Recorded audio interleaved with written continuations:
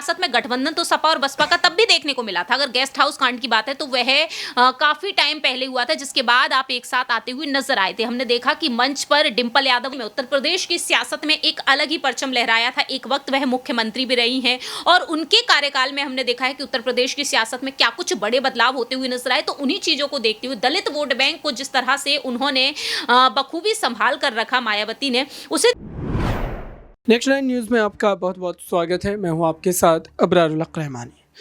दर्शकों, उत्तर प्रदेश की राजनीति में मायावती पर इस वक्त सभी की नज़रें टिकी है और उसके पीछे की बड़ी वजह ये कि मायावती ने अब तक गठबंधन में जाने को लेकर के जो स्पष्टीकरण दी थी, क्या ये एक बड़ा कारण हो सकता है कि मायावती अब इसके बाद किसी नए चेहरे के साथ किसी नए गठबंधन का हिस्सा बन सकती है? दरअसल इसी बात पर आज विस्तार से चर्चा करेंगे। मेरे साथ प्रांशी मौजूद है, उनसे समझेंगे कि आखिरकार चंद्रशेखर आज़ाद क्या वाकई मायावती के गठबंधन का हिस्सा हो सकते हैं। और इस बात की चर्चा हम इसलिए भी कर रहे हैं क्योंकि दोनों ही एक वोट बैंक को लेकर के राजनीति करते हैं और पश्चिमी उत्तर प्रदेश में जिस ढंग से चंद्रशेखर आज़ाद ने अपनी राजनीतिक छाप छोड़ी है, जाहिर सी बात है कि पूरा का पूरा समाज कहीं ना कहीं उनकी तरफ एक उम्मीद भरी नज़रों से देखता हुआ दिखाई देता है। प्रांशी, इस पूरे मामले पर आपकी क्या राय रहेगी? क्या वाकई चंद्रशेखर आज़ाद और मायावती का गठबंधन 2024 के लोकसभा चुनाव में हमें देखने को मिल?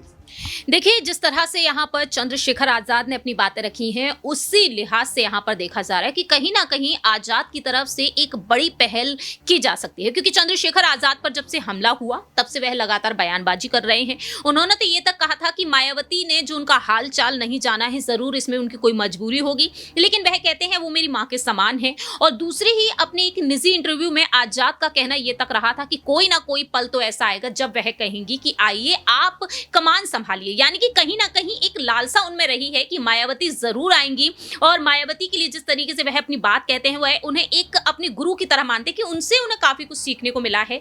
और मायावती ने वाकई में उत्तर प्रदेश की सियासत में एक अलग ही परचम लहराया था। एक वक्त वह मुख्यमंत्री भी रही हैं और उनके कार्यकाल में हमने देखा है कि उत्तर प्रदेश की सियासत में क्या कुछ बड़े बदलाव होते हुए नजर आए। तो उन्हीं चीजों को देखते हुए दलित वोट बैंक को जिस तरह से उन्होंने बखूबी संभाल कर रखा मायावती ने, उसे देखते हुए ही चंद्रशेखर आजाद को एक उम्मीद है। तो आखिरी यहाँ पर यही बात आती है अबरार की कहीं ना कहीं चंद्रशेखर आजाद अब भी चाहते हैं कि मायावती उनकी तरफ रुख करें। अगर वह बार बार कोशिश कर रहे हैं, वह कभी उन्हें बहन कहते हैं, कभी मां कहते हैं और कहते हैं कि उनका आशीर्वाद हमेशा ही उनके साथ है, लेकिन मायावती ये साफ कर चुकी हैं कि उनके उत्तराधिकारी उनके भतीजे आकाश आनंद हैं। तो दलित वोट बैंक को साधने के लिए यहाँ पर वाकई में एएसपी और बीएसपी एक साथ आ जाती है। तो वाकई में यहाँ पर उत्तर प्रदेश की सियासत में एक सवाल इसमें यह भी है कि आखिरकार मायावती की पार्टी की तुलना क्या हम चंद्रशेखर रावण की पार्टी से कर सकते हैं? क्या चंद्रशेखर रावण ने भले ही जो सामाजिक रूप से उन्होंने बहुत सारे काम किए होंगे, समाज में एक उनकी अलग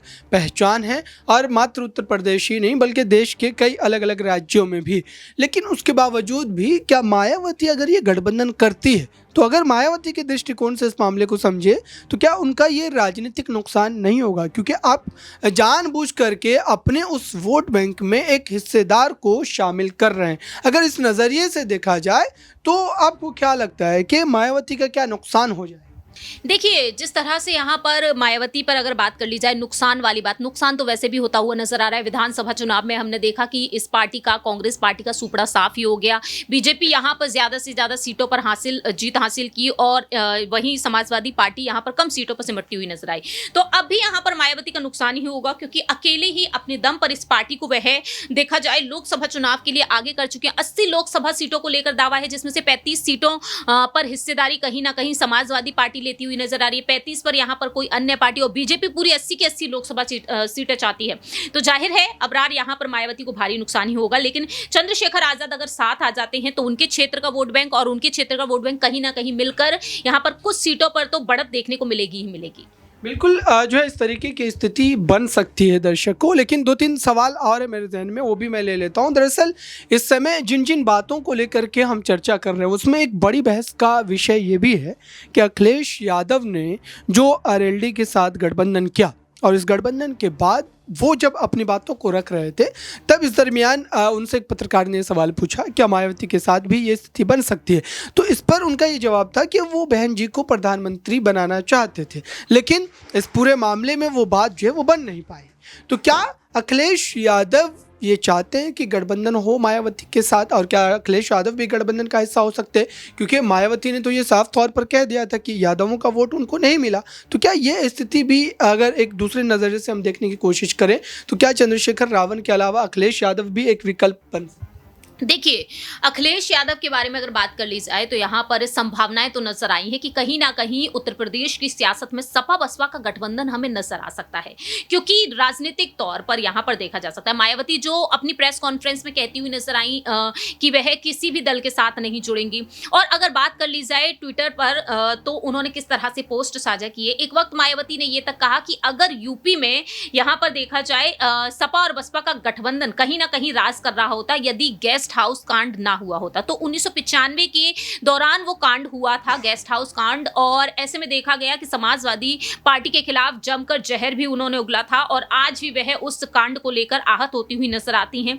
तो मायावती का कहना यही रहा, लेकिन इसके बाद भी हमने देखा कि आपसी मतभेद को भुलाते हुए मायावती फिर भी इस गठबंधन का हिस्सा बनी थी। 2019 की ही बात कर ली जाए तो ऐसे में अबरार यहां पर नजर आया साफ तौर पर कि यूपी की सियासत में गठबंधन तो सपा और बसपा का तब भी देखने को मिला था। अगर गेस्ट हाउस कांड की बात है तो वह काफी टाइम पहले हुआ था, जिसके बाद आप एक साथ आते हुए नजर आए थे। हमने देखा कि मंच पर डिंपल यादव उनके पैर छूती हुई नजर आई थी, लेकिन अब यहां पर उसी चीज को वह दोहराती हुई नजर आ रही है। अखिलेश यादव के तेवर जो है वो नरम दिखाई दे रहे हैं। तो ऐसे में देखा जाए Muslim vote bank, Yadav vote bank को साध रही है सपा, और ऐसे में यहां पर जो सेंधमारी की गई बीजेपी की तरफ से, आज के समय में देखा जाए बीजेपी ने किस तरीके से अयोध्या में भी सारे के सारे वोट बैंक अपनी तरफ कर लिए, क्योंकि राम मंदिर में जिस तरह से रामलला की प्राण प्रतिष्ठा आज हुई है। और ऐसे में अब यहां पर आने वाले समय में वो सियासी गलियारों में हलचल काफी तेज होती हुई नजर आएगी, क्योंकि Muslim vote bank, Yadav vote bank, Dalit vote bank, इनको कैसे साधा जाए। तो रालोद के साथ सपा का गठबंधन है,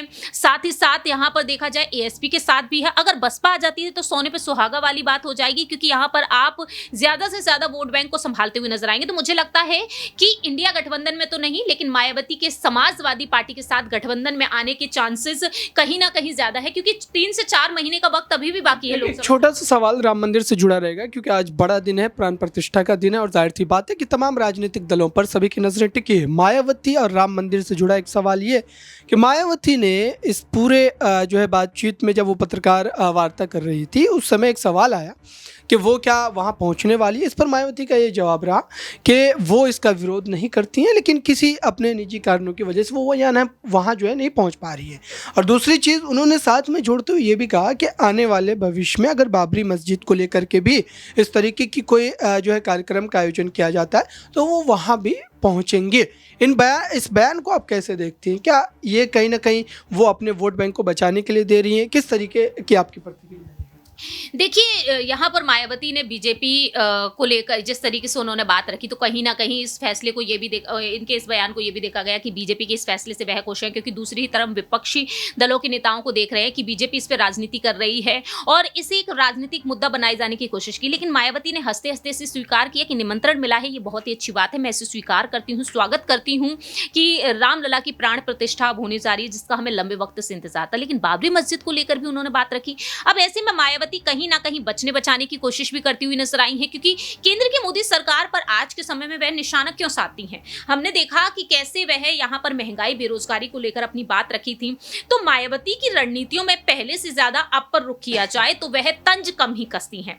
वह सोशल मीडिया के माध्यम से अपनी बात रखती हैं, जो अफवाहें तेज होती हुई नजर आती हैं उसको लेकर बात रखती हैं। तो अहम मुद्दे हैं उन्हीं को लेकर वह अपनी बात रखती हुई नजर आती हैं। कोई राजनीतिक या फिर सामाजिक घटना देश में होती हुई नजर आती है उसको लेकर बात रखती है, लेकिन विपक्षी दलों पर कमी निशाना साधती है। हमने देखा अपने जन्मदिन के मौके पर उन्होंने सारे मुद्दों पर बात की थी और इस वक्त उन्होंने अखिलेश यादव के गिरगिट वाले बयान पर भी बात रखी। तो मुझे लगता है कि वह राजनीतिक मुद्दों से हटकर अब सिर्फ और सिर्फ इन चुनाव पर ही फोकस करना चाहती है। बिल्कुल दर्शकों, इस पूरे मामले से जुड़ी तमाम अपडेट हम आप तक पहुंचाते रहेंगे। बीएसपी और एएसपी में क्या गठबंधन हो सकता है और क्या उत्तर प्रदेश में कोई बड़ा राजनीतिक खेला होने जा रहा है। फिलहाल इस खास रिपोर्ट में बस इतना ही। जुड़े रहें बड़ी खबरों के लिए नेक्स्ट 9 न्यूज़ के साथ।